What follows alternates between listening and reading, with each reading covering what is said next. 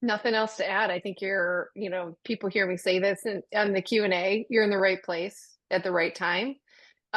Extra rest. I know as frustrating as that is, like that's the human nature component to healing where we're like, no, but I don't have time to rest. And our culture says, no, but drink a pot of coffee and keep going because you just have to keep going, right?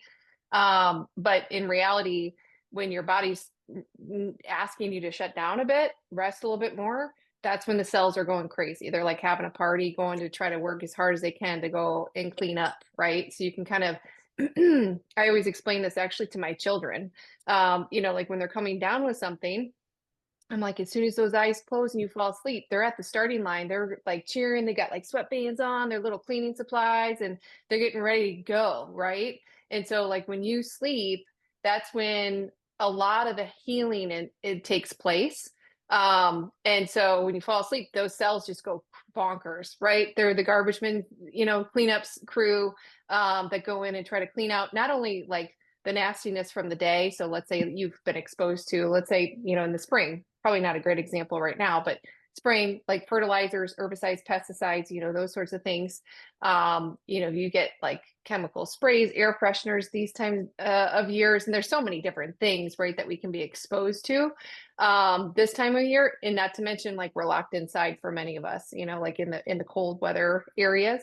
Um, but nonetheless, when you're exposed, those cells, when you fall asleep, they go to clean up what you're exposed to that day, and then also like anything that you came down with, like an infection. And the great part about what you're doing is you're working Question and towards answer thing. more sound sleep, better quality sleep, right? And when that happens over time, not only do your cells have enough time to clean up what's going on for the day, because they have minimal variables. They don't have, foods that are causing triggers. They're able to clean up the toxins far faster, and they're just more efficient. So then when that happens over time in the weeks to come, then they get to the clean out storage room, right? Which they're like, oh my gosh, we cleaned up everything so quick. Like I'm in the storage room. Where's all the chronic stuff? Let's start chipping away.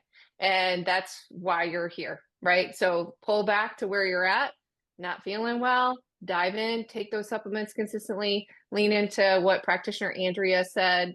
Chamomile is always nice. It kind of stimulates like the parasympathetics, right? To clarify, what is that? The parasympathetics is where those healing cells come from. That's the division of the brain that allows for you to heal.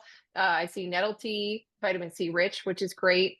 That's a great suggestion as well.